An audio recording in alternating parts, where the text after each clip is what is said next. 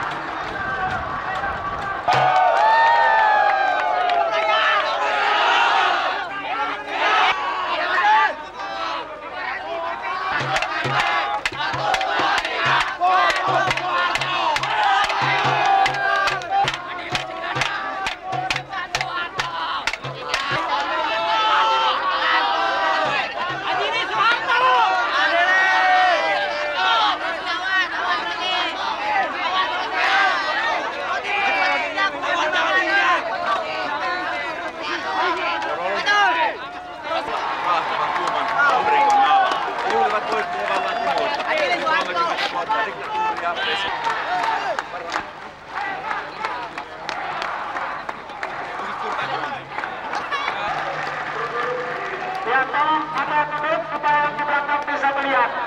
Tolong terus.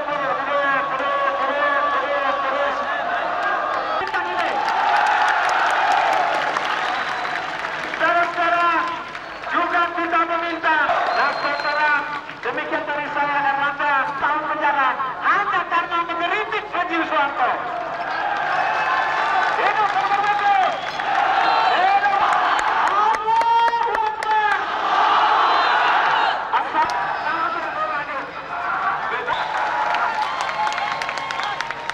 Rekan-rekan, sahabat motor, mohon turunkan duduk karena rekan-rekan kita yang di belakang tidak bisa.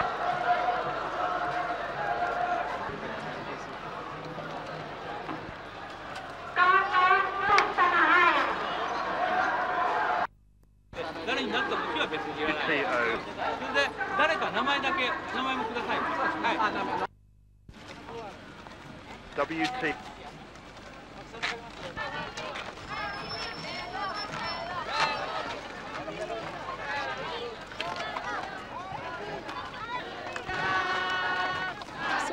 Tak gentar menyerang, majulah menang. We will be holding a press conference right now. Kita dibawa di tangga. Sekarang telah menjadi lautan api, mari Bung rebut kembali. Press conference, press conference. Halo Bandung, ibu kota periangan. Halo, kenangan. Mari Bung rebut kembali.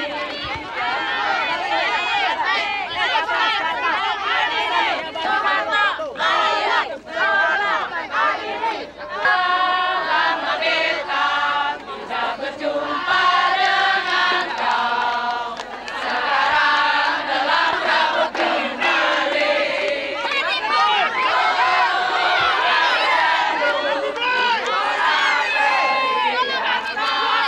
Sudah lama beta tidak berjumpa di lautan api. Mari Bung rebut kembali.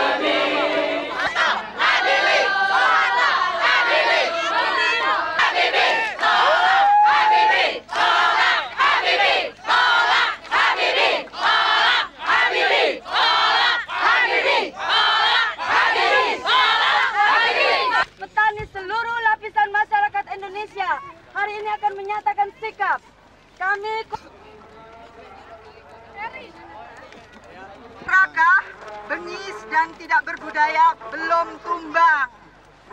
Perjuangan panjang tidak kunjung henti yang dilakukan berbagai pihak selama 3 dasawarsa selama ini, disertai jatuhnya jutaan nyawa serta penderitaan rakyat di Tanjung Priok, di Aceh, di Lampung, di Sanggoledo, di Madura, di seluruh bagian persada Nusantara, di desa terpencil di kota, di timur-timur, di kampung-kampung miskin,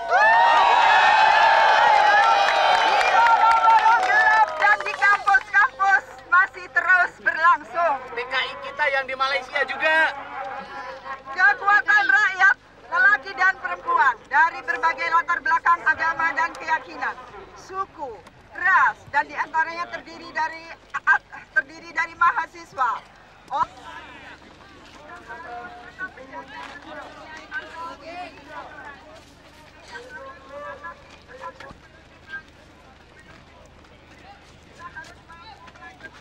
Itu saja.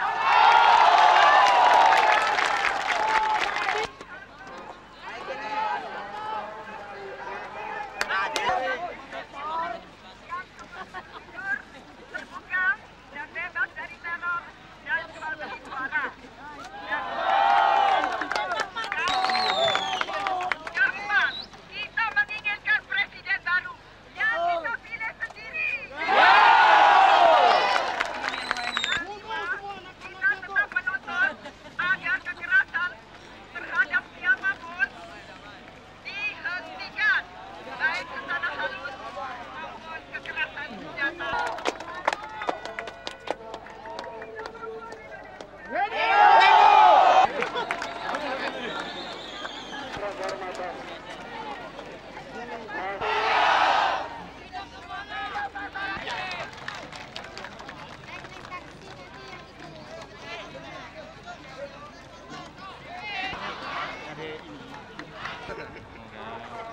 Bukan pelaku sejarah.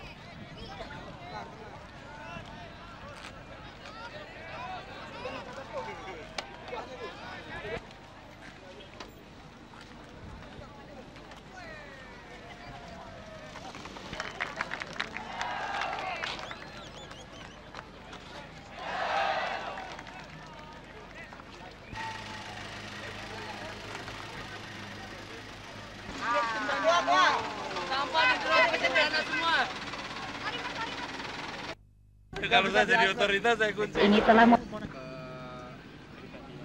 Bisa. Kalau gampang. Ya, saya tidak tahu apakah teman-teman seperti yang disuarakan tadi akan tetap memperjuangkan komitmen mereka untuk reformasi total. Ya. Tapi kalau Pak Artaya sendiri dalam kapasitas sebagai orang yang hadir dan selalu mengkritisi Ya. rezim Kondisi. lama ya, Ya. terutama. Jadi begini Mas, seharusnya Soeharto ini sudah melakukannya pada waktu sidang umum dulu, yaitu mencetak atau membentuk pemerintahan peralihan. Karena sekarang Habibie harus berperan sebagai pemerintahan peralihan. Jadi dia bukan presiden yang ketiga, yaitu presiden peralihan. Nah, syarat daripada presiden peralihan yaitu pertama tentu saja status quo diakomodasi. Tetapi orang-orang yang memerlukan suatu perubahan atau reformasi, saya kira siapa ini? Saya kira kayak duit.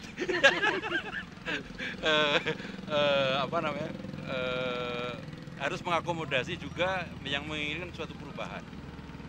Nah, jadi kalau dia tidak memilih orang-orang yang objektif dan bersih, itu sama aja dengan pola Soeharto, yaitu kawan-kawannya sendiri itu dipilih lagi atau adiknya atau saudaranya begitu. Jadi itu syarat pertama. Yang kedua, kalau dia tidak melakukan apa yang saya katakan tadi, bahkan saya sendiri juga bersedia menjadi Menteri Keuangan. Tapi persyaratan saya yaitu semua rekening-rekening pribadi dan tidak pribadi yang hasil karya dari 30 tahun ini itu saya bekukan. Itu persyaratannya begitu.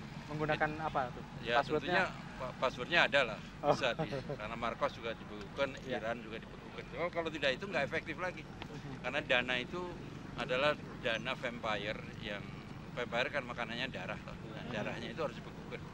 Dan itu bisa dilakukan oleh penguasa yang resmi, ya penguasa resmi sekarang di bawah Habibie ini. Apa tidak terlambat kalau sekarang dilakukan? Oh enggak, uangnya nggak akan kemana-mana, dia masih ada di dunia kan cuman, kecuali dibawa ke Mars ya, saya kira ada, masih ada, dan bisa ditrasir. Kalau kita melihat kedekatan hubungan Habibie dengan rejim lama dan warna Habibie selama ini, apakah mungkin Habibie akan melakukan jadi perubahan? enggak, dia nggak akan melakukan, berarti dia nggak akan langgeng, mungkin hanya seminggu lagi kali. Dia menjadi, begitu dia umumkan kabinetnya, kelihatan warnanya, dan dia tidak akan lama dan akan nggak usah diogro-ogro, dia akan turun sendiri. Kalau Karena dia di dunia juga dia nggak dipercaya. Kalau dia mengakomodir berbagai kelompok, bahkan termasuk dari partai-partai yang lain itu bagaimana?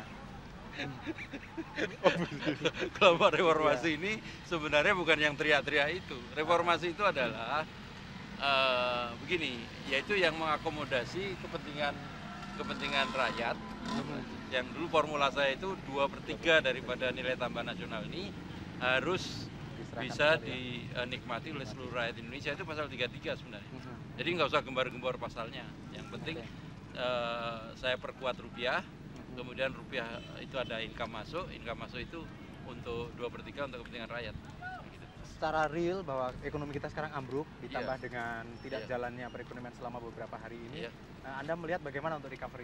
Oh, recovery itu kan sumbernya kepercayaan, dan Habibie ini masih belum boleh dipercaya. Kalau dalam pemilihan atau pidato nanti malam itu belum mencerminkan atau mengakomodasi perubahan. Jadi 2/3 harus perubahan, 1/3 adalah status quo. Kalau kebalik, 2/3 apalagi 99,9 status quo, hanya ganti presidennya, tapi presidennya di belakang pintu, dia masih di balik jendela, masih bisik-bisik, nggak ada gunanya. Jadi Anda cuma dapat gibulan-gibulan aja. Karto, ya, Anda sepakat dengan selentingan usulan untuk mengadili, katakanlah? Sebenarnya bukan kata-kata mengadili terlalu keras dan terlalu tidak sopan. Sebenarnya pertanggungjawab. Pak Harto selalu menekankan presiden itu adalah bukan pekerjaan, tapi sudah tanggung jawab. Dan tanggung jawab itu misalnya Anda mempercaya saya, kemudian karena saya sakit dan saya tidak mampu, lalu saya kasihkan tetangga. Itu namanya nggak tanggung jawab itu. Jadi dia harus mempertanggungjawabkan, dan kemarin itu, tadi pagi itu masih tindakan sepihak. Jadi dia harus mengembalikan mandataris. Sebab waktu pelantikan Habibie, dia bukan sebagai mandataris. Gitu. Jadi tidak boleh mandataris itu tanggung renteng gitu loh. Nanti Habibie dia bilang saya dengan ini saya tidak mampu membentuk membentuk kabinet baru karena para dosen tidak mau memboikot, tidak mau dipilih. Seperti tadi pagi kan dia nggak bisa ngumumkan karena nggak ada yang mau.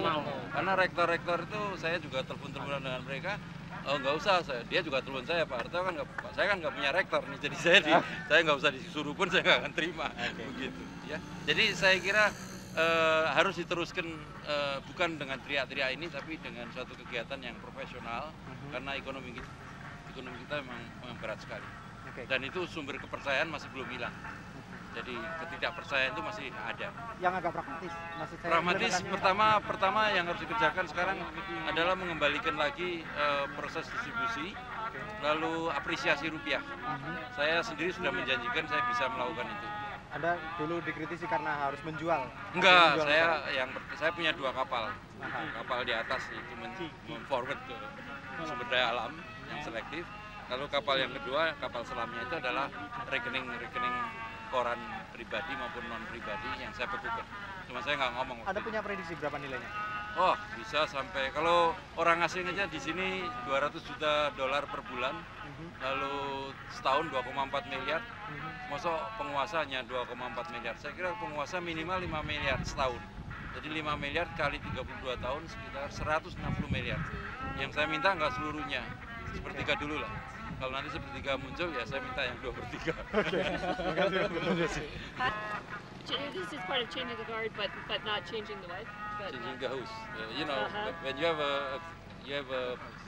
have the house or you have the palace, it's like in London, every 4 o'clock there is a changing guard. So this is changing guard.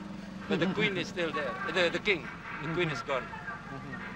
He can't last, can he not? How can he? No, Habibie will last only a week if he cannot accommodate. If he couldn't afford, or he has no guts to accommodate the wishes of the reformer or the wishes of the new participants. What I'm afraid of is that many new participants coming out as a second generation Lim Sulyong. That's what I'm afraid of. Second generation what? Lim Sulyong. Lim Sulyong is in the old days, in the Suharto days, Suharto accommodate Chinese, but these days also many anak angkat, many opportunists coming out. Many people change their colors, in a very short time. They become chameleon, bunglon, chameleon. So if all right, now with getting rid of Suharto, the whole country had to stand up and revolt. To get rid of Habibie, I mean, he did it by the Constitution. No, this Constitution is a matter of like a beauty, duty is in the eyes of the beholder. So constitution also in the eyes of the mandatory. You know, the president as a mandatory is the holder of the one who was trusted by the parliaments, but he should return this letter of appointment to the one who appointed, not give it to the next door. You know. But that may still happen. There may still be this extraordinary session, right? Yeah, this in Indonesia. I mean, something has happened though. Yeah. You have students that were able to actually force. The triggering point is the one.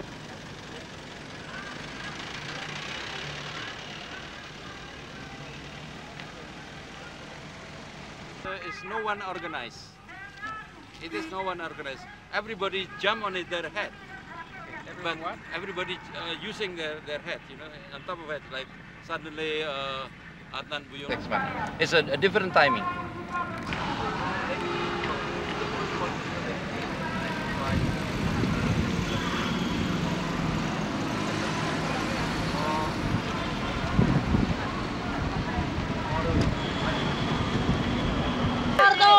Hidup reformasi!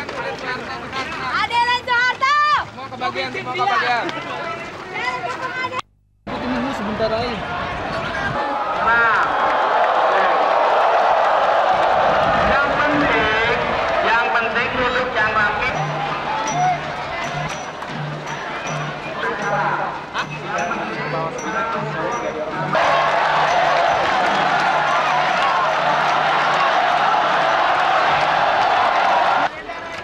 Oke, hadirin saudara-saudara sebangsa dan setanah air, sepemerintahan bangsa-bangsa memang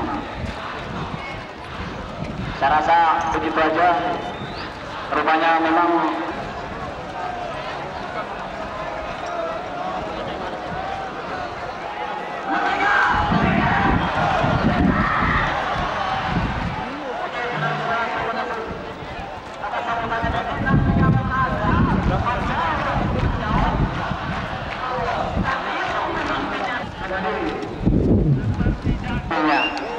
jadi sekali lagi kepada anggota ABRI agar bersabar bersatu dengan rakyat, mudah-mudahan di kalangan nanti reformasi akan diperhatikan. Sekali lagi akan diperhatikan. Juga perlu diketahui bahwa di kalangan pendidikan yang sebagai motor untuk tonggak negara ini adalah banyak kotoran sekali lagi. Di situ banyak manipulasi dan sebagainya kalau sudah tahu. Di kalangan pendidikan, sekarang kami himbau untuk tahun ajaran baru hilangkan daripada uang pangkal.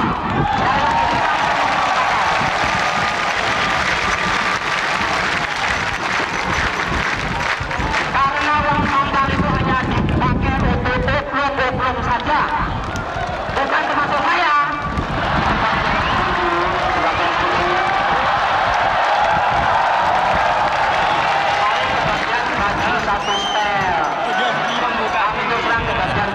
Tapi dalam hati saya tidak setuju dengan demikian.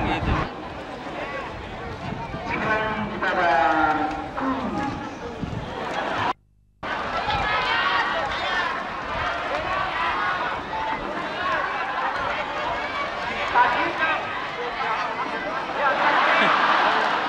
apa bedanya naik BBM?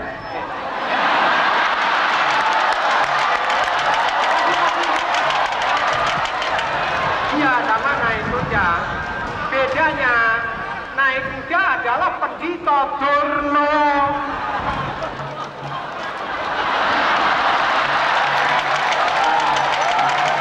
Oleh karena itu, jangan takut.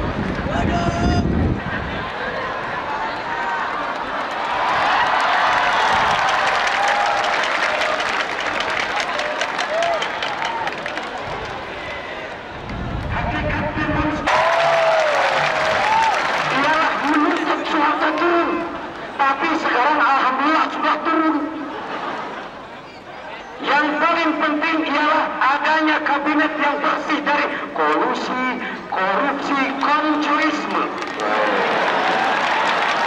dan nepotisme.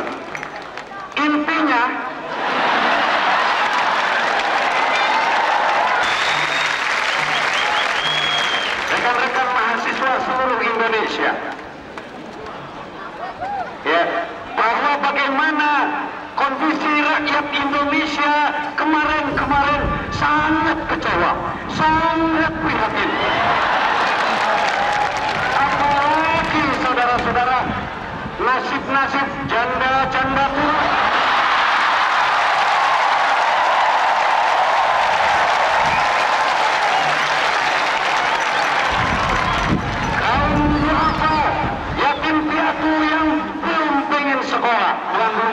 Belum bisa mau sekolah, dana tidak ada. Dia bilang, bagaimana mungkin?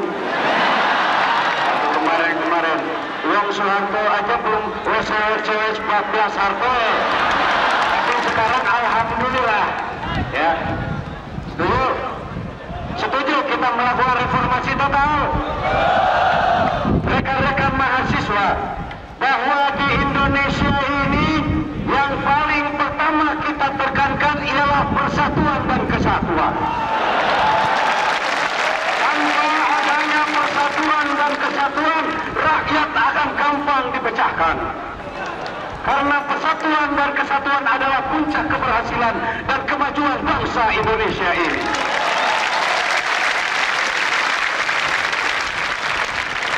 Rekan-rekan mahasiswa, saya ini bukan Jainuddin MJ. Katanya kalau Jainuddin MJ kan dai sejuta umat. Kalau saya nggak kubur umatnya. Rekan-rekan mahasiswa, kita melihat bahwa kekayaan para pejabat, para konglomerat yang begitu menginjak, begitu melonjak. Di sisi lain kemiskinan semakin merajalela. Allah menurunkan suatu azab. Plus Kris mendatang.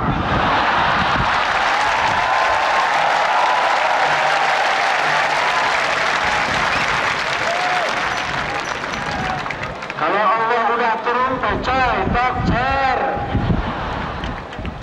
Nih Allah sudah muak lihat kondisi negara Indonesia ini, maka goyang nih Soeharto nih. Oleh karena itu rekan-rekan mahasiswa, kalau saudara saya bilang pengen punya backing, jangan kolonel tanggung. Kalau punya backing, jangan jenderal kecil, apalagi kopral. Kalau punya backinglah yang maha backing, yang tidak pernah bisa untuk di-backing.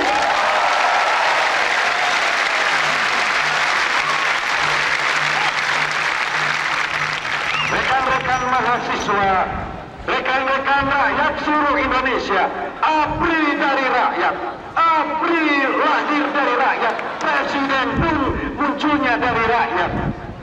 Ada kemarin hari ibu yang belum ada itu hari bapak. Itu berasal dari APRI. Apabila maaf berasal dari rakyat, kalau seandainya APRI tidak mau bersatu dengan rakyat, dia mau bersatu dengan siapa lagi? Apakah APRI mau membantu satu keluarga yang hanya 102 orang saja, atau mau membantu penduduk atau rakyat Indonesia yang jumlahnya 200 juta lebih?